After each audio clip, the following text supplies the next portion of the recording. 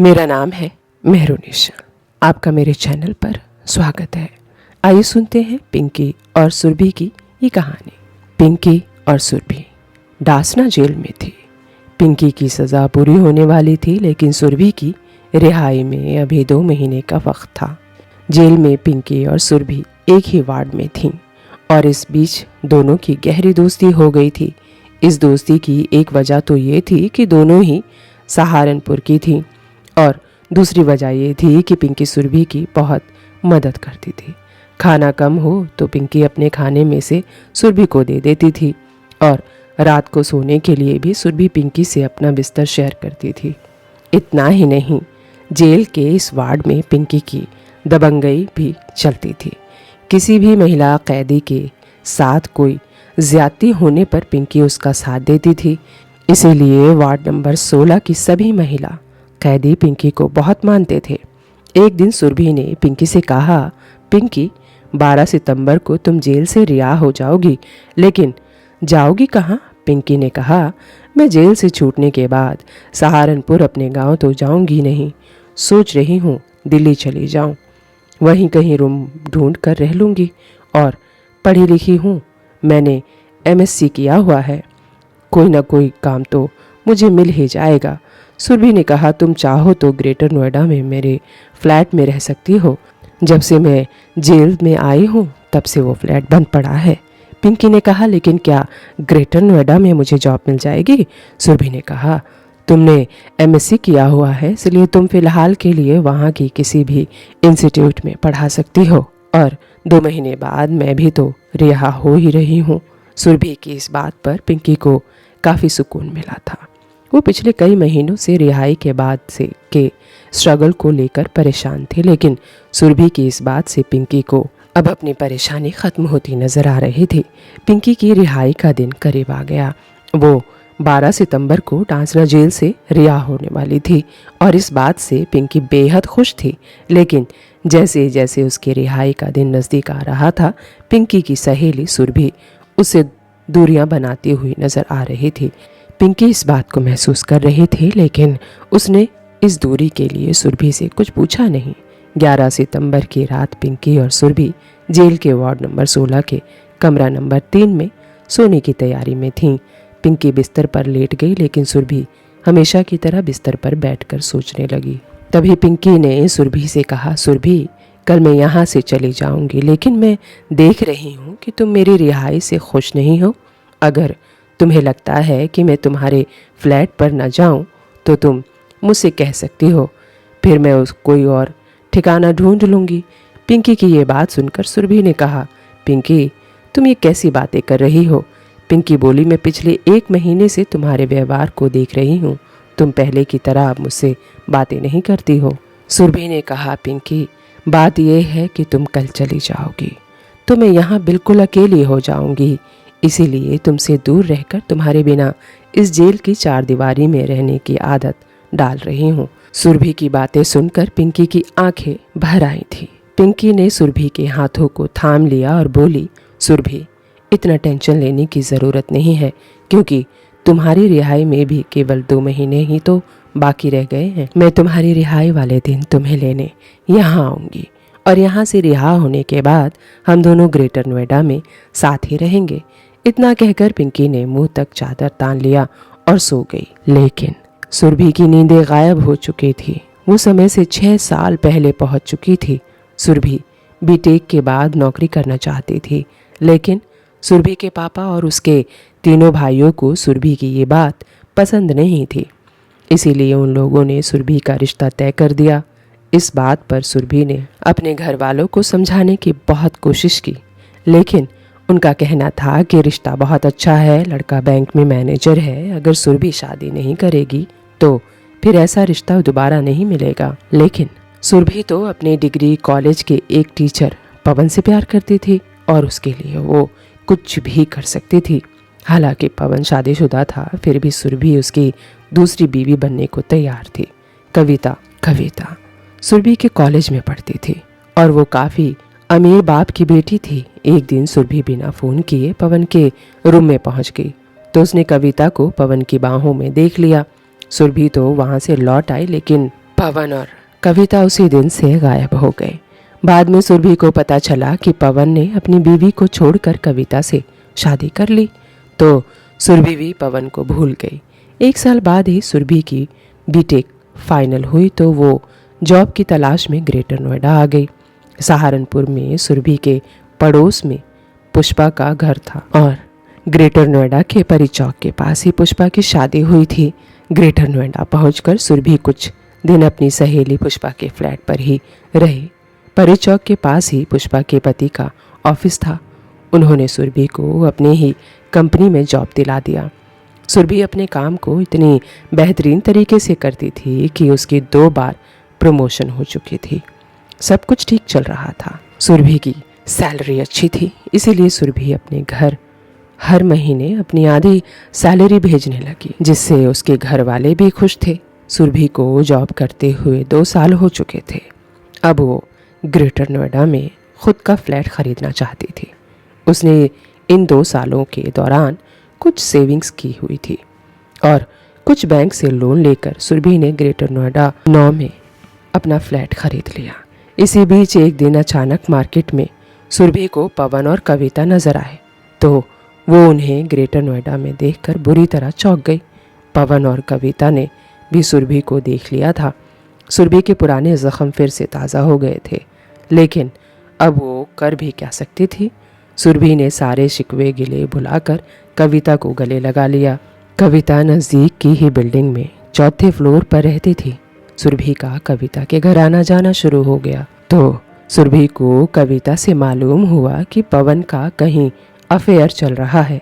इस बात को लेकर कविता बेहद दुखी रहती थी और एक दिन कविता अपने फ्लैट में मृत पाई गई।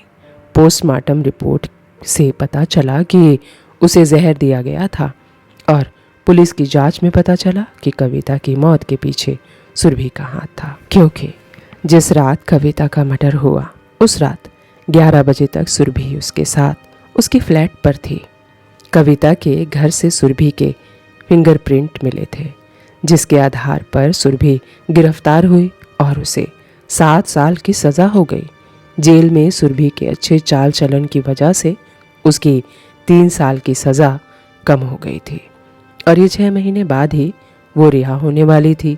जेल के वार्ड नंबर 16 में पिंकी के बगल में सोई हुई सुरभि अपने अतीत में खोई हुई थी। इधर अगली सुबह पिंकी की रिहाई होने वाली थी, जिसकी वजह से वो भी जगी हुई थी। रात के 2:30 बज रहे थे। पिंकी उठकर बैठी और कमरे के कोने में रखे मटके से 1 गिलास पानी पीने के बाद वो अपने बिस्तर पर आकर बैठ गई। उसे पता था कि सुरभि अभी तक जगी हुई है, लेकिन उसने सुरभि से कुछ नहीं कहा और काफ़ी देर तक बैठी सोचती रही। तभी सुरभि का हाथ उसके कंधों पर महसूस हुआ। सुरभि भी उठकर बैठ चुकी थी। उसने पिंकी के कंधों पर हाथ रखा और बोली, तुमने जेल में मेरी जितनी मदद की है, मेरी सगी बहन भी होती तो शायद वो इतना नहीं करती। कल सुबह मैं जेल के लॉकर में रखी फ्लैट की चाबियां तुम्हें दे दूंगी। पिंकी ने सुरभि का हाथ अपने कंधे से हटाया और बोली, सुरभि कल मैं चली जाऊंगी, क्या तुम मुझे बता सकती हो कि तुमने कविता को क्यों मारा? ये सवाल सुनते ही सुरभि के चेहरे का रंग उड़ गया।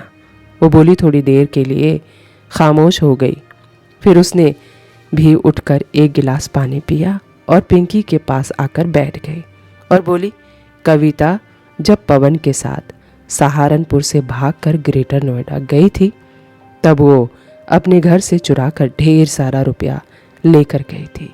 उन्हीं रुपयों से पवन ऐश करने लगा। इसी बीच सहारनपुर की किसी लड़की से पवन को इश्क हो गया।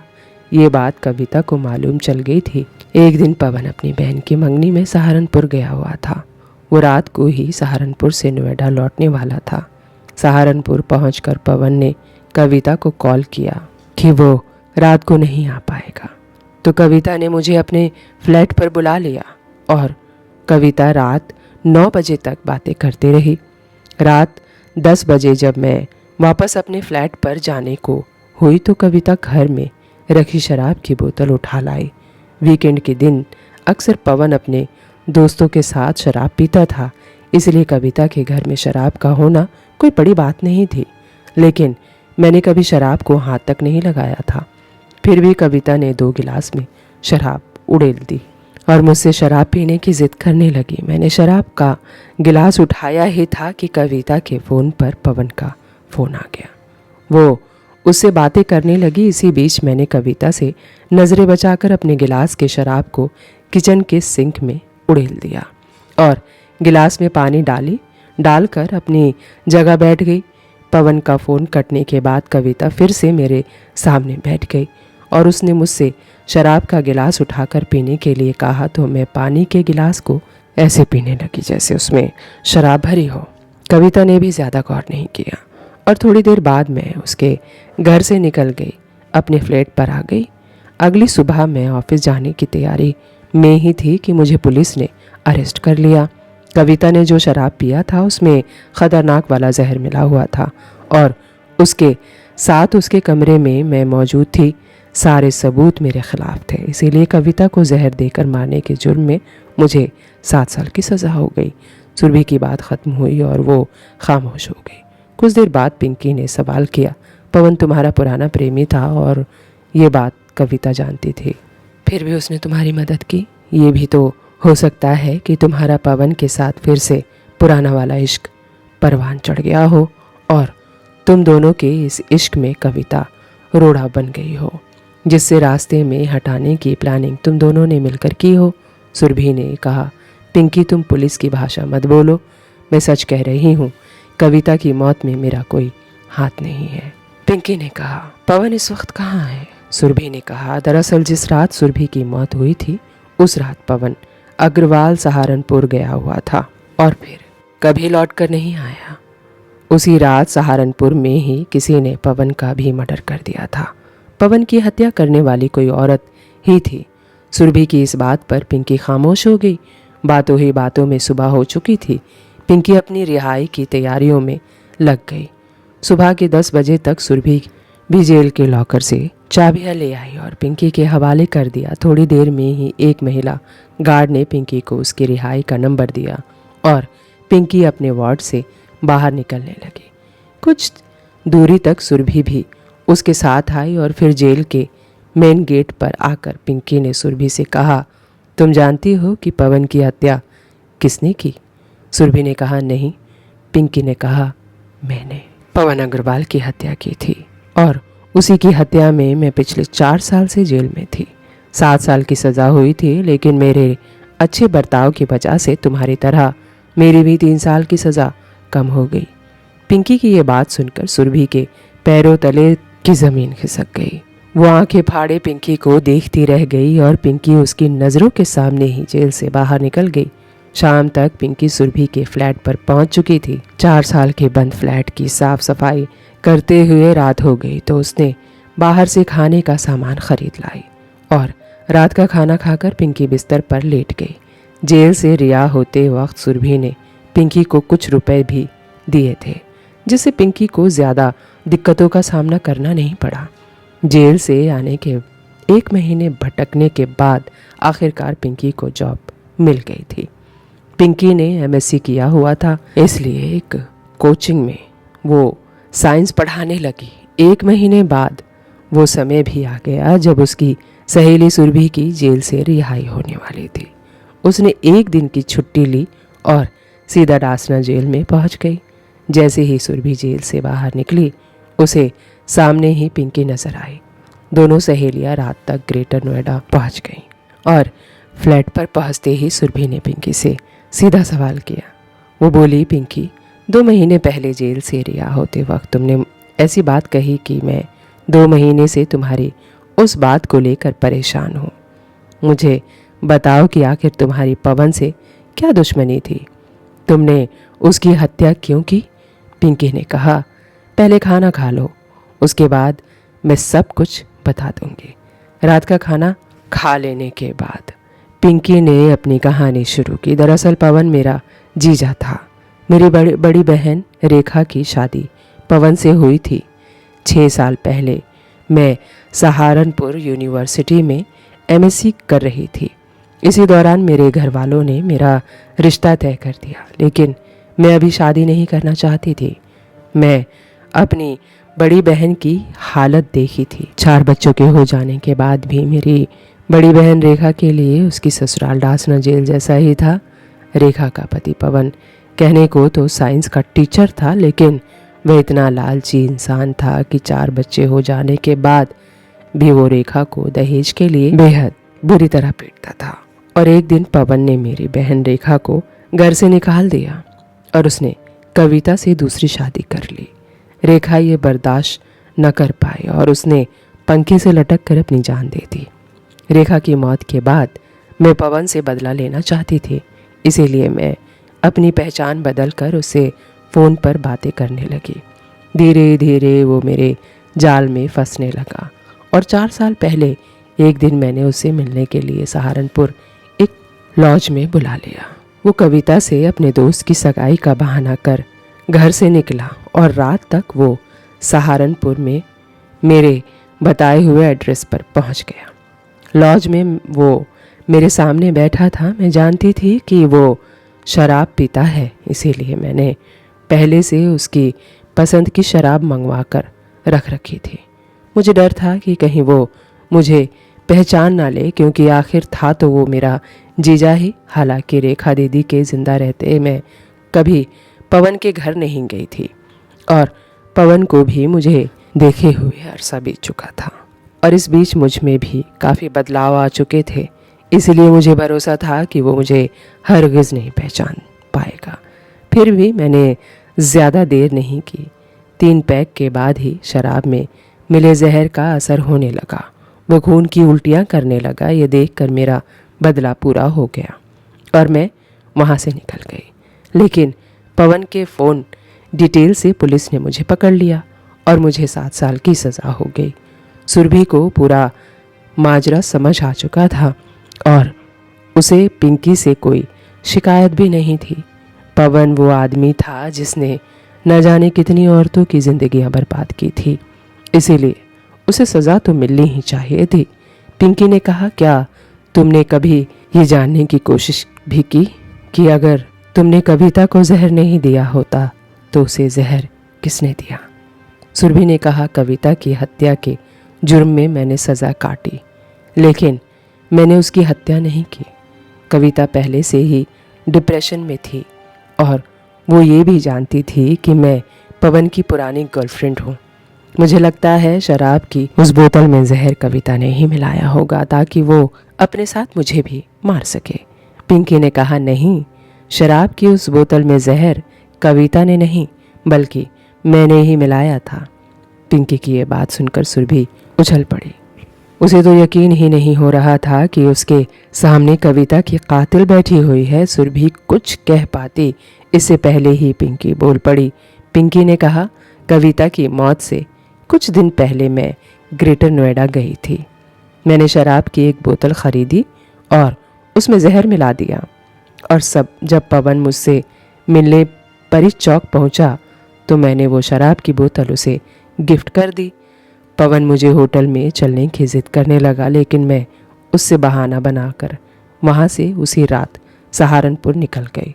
मुझे यकीन था कि उसी रात घर जाकर पवन वो शराब पिएगा और मर जाएगा, लेकिन ऐसा कुछ नहीं हुआ।